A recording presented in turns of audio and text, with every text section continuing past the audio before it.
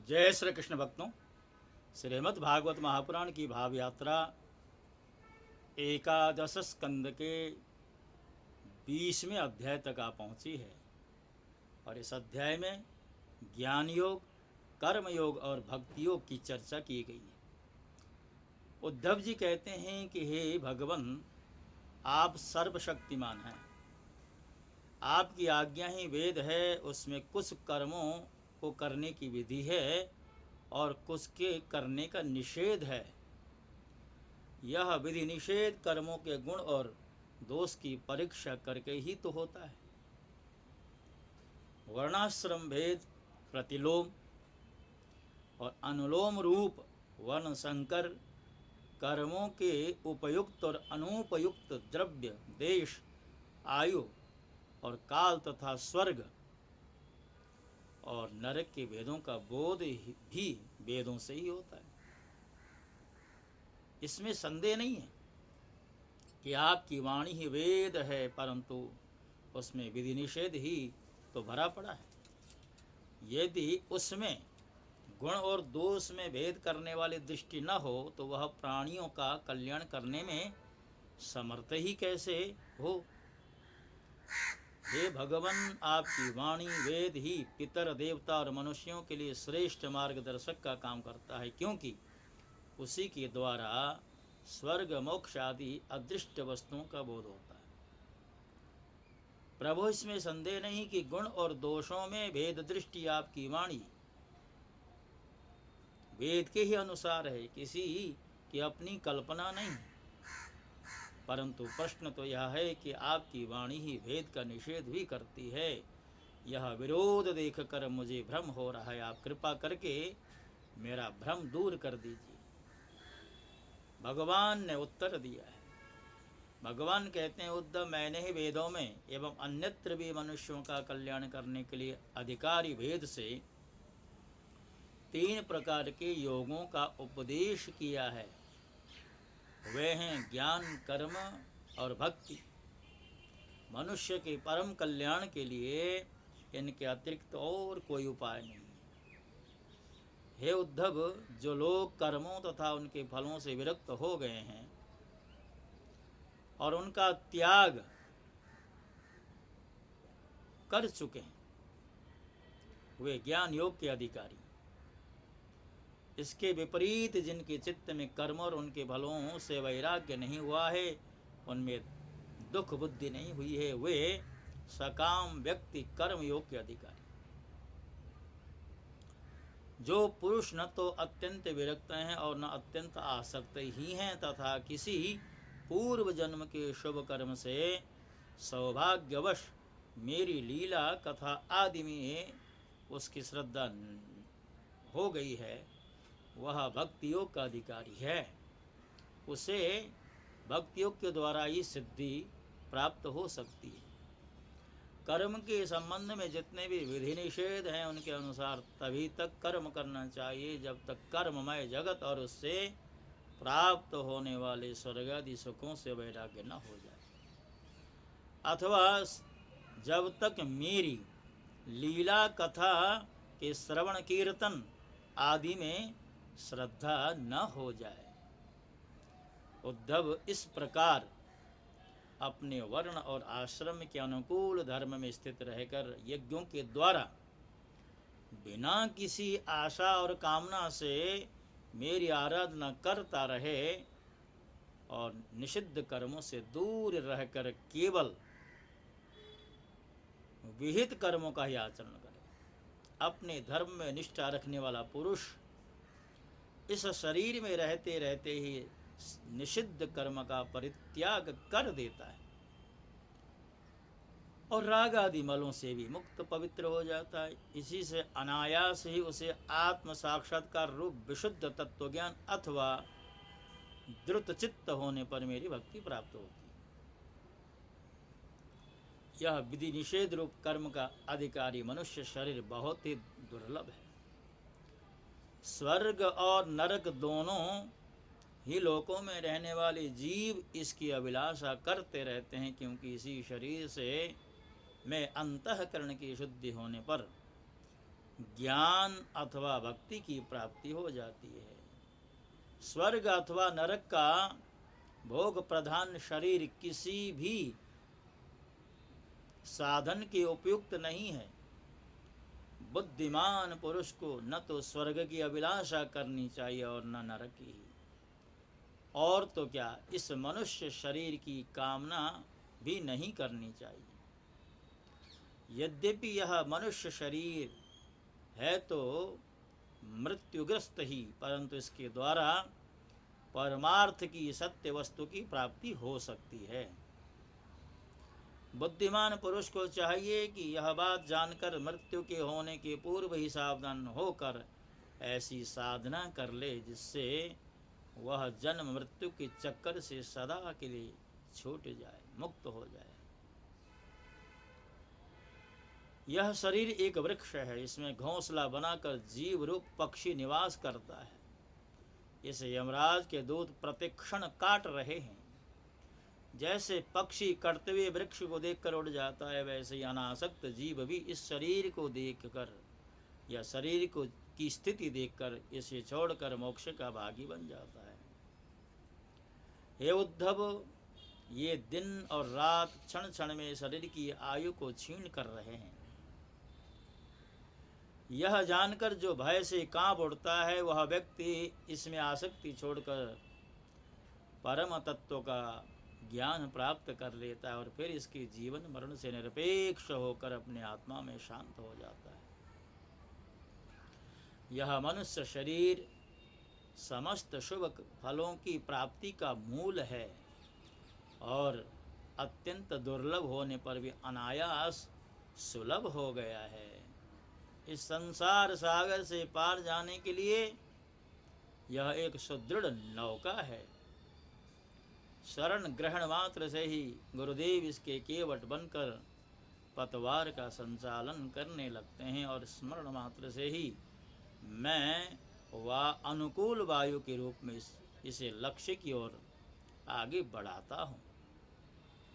इतनी सुविधा होने पर भी जो इस शरीर के द्वारा संसार सागर से पार नहीं हो जाता, वह तो अपने हाथों अपनी आत्मा का हनन अर्थात अधः पतन कर रहा है।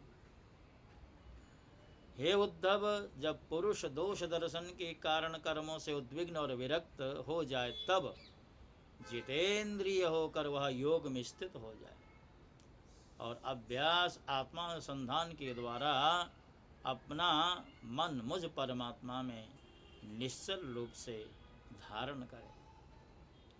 जब स्थिर करते समय मन चंचल होकर इधर उधर भटकने लगे, तब झटपट बड़ी सावधानी से उसे मनाकर समझा बुझाकर फुसलाकर अपने वश में कर ले। इंद्रियों और प्राणों को अपने वश में रखे और मन को एक क्षण के लिए भी स्वतंत्र न छोड़े।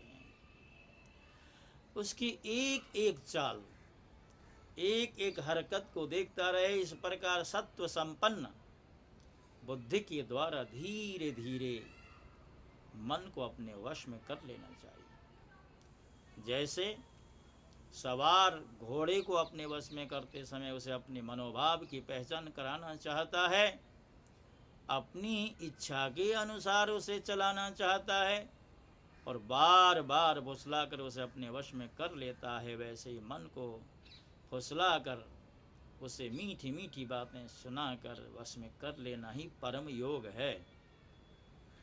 सांख्य शास्त्र में प्रकृति से लेकर शरीर पर्यंत सृष्टि का जो क्रम बतलाया गया है, उसके अनुसार सृष्टि चिंतन करना चाहिए और जिस क्रम से शरीर आदि का प्रकृति में लय बताया गया है, उस प्रकार लय चिंतन करना चाहिए। यह क्रम तब तक जारी रखे जब तक मन शांत या स्थिर न हो जाए। जो पुरुष संसार से विरक्त हो गया है और जिसे संसार के पदार्थों में दुख बुद्धि हो गई है, वह अपने गुरुजनों के उपदेश को भलीभांति समझ कर बार बार अपने स्वरूप के ही चिंतन में संलग्न रहता है। यम, नियम, आसन, प्राणायाम, प्रत्याहार, ध्यान, धारणा, समाधि आदि योग मार्गों से वस्तु तत्व का निरीक्षण परीक्षण करने वाली आत्मविद्या से तथा मेरी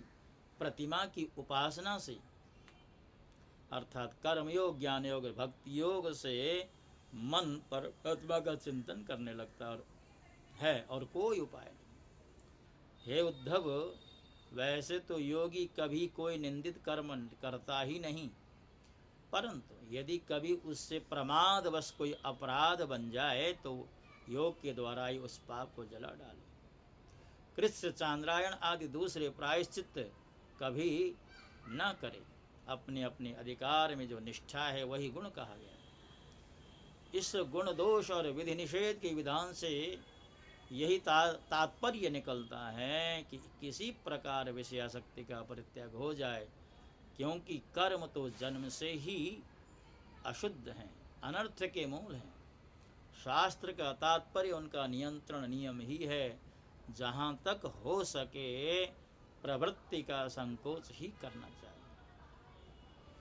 जो साधक समस्त कर्मों से विरक्त हो गया हो, उनमें दुख बुद्धि रखता हो, मेरी लीला कथा के प्रति श्रद्धालु और यह भी जानता हो कि सभी भोग और भोग वासनाएं दुख रूप हैं, किंतु इतना सब जानकर भी जो उनके परित्याग में समर्थ न हो, उसे चाहिए कि उन भोगों को तो भोग ले, परंतु उन्हें सच्चे हृदय में दुखजनक समझे और मन ही मन उनकी निंदा करे तथा उसे अपना दुर्भाग्य ही समझे। साथ ही दुविधा की स्थिति से छुटकारा पाने के लिए श्रद्धा, दृढ़ निश्चय और प्रेम से मेरा भजन करे। इस प्रकार मेरे बतलाए हुए भक्ति योग के द्वारा निरंतर मेरा भजन करने से मैं उसे साधक के हृदय में, उस साधक के हृदय में आकर के बैठ जाता हूँ।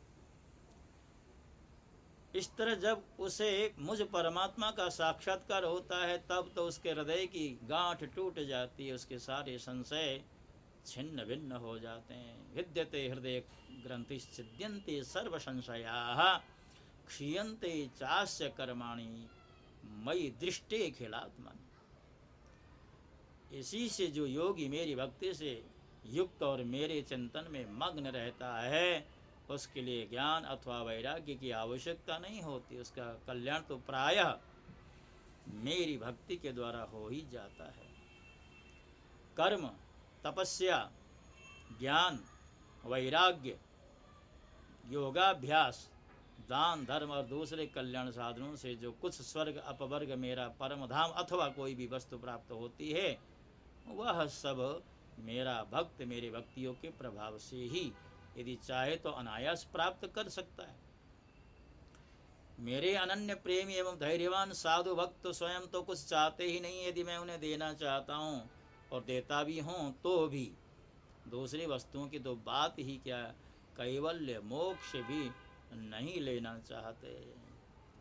उद्धव जी, सबसे श्रेष्ठ एवं महान निश्रेयस अर्थात परम कल्याण तो निरपेक्षता का ही दूसरा नाम।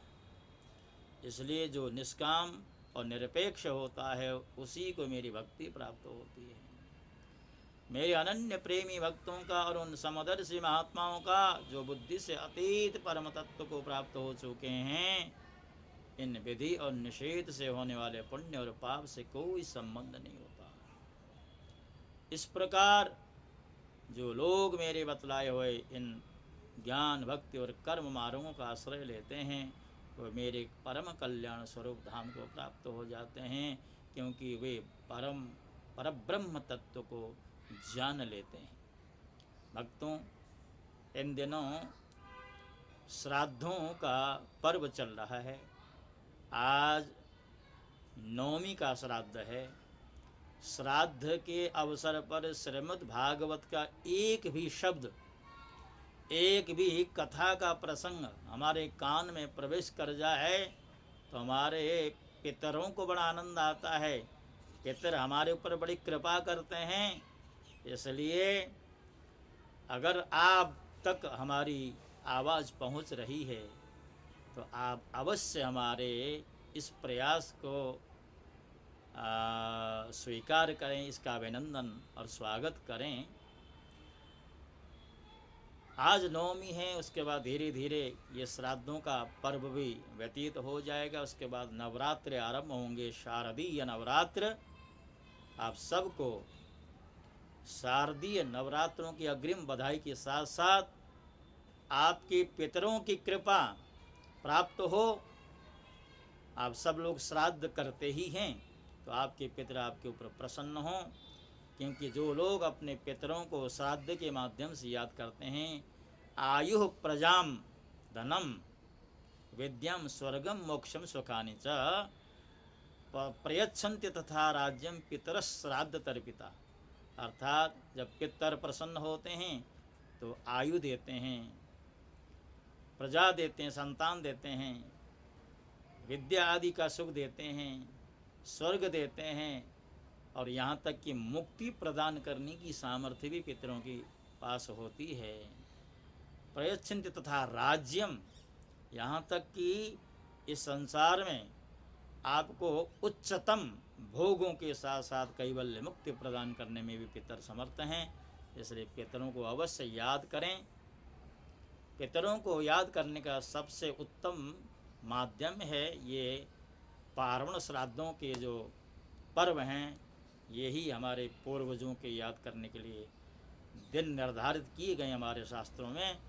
तो आपसे एक और प्रार्थना करता हुआ, यदि आपने हमारे चैनल को अभी तक सब्सक्राइब नहीं किया है तो अवश्य कर दें, स्वयं भी करें, अपनों से भी सब्सक्राइब करवा दें।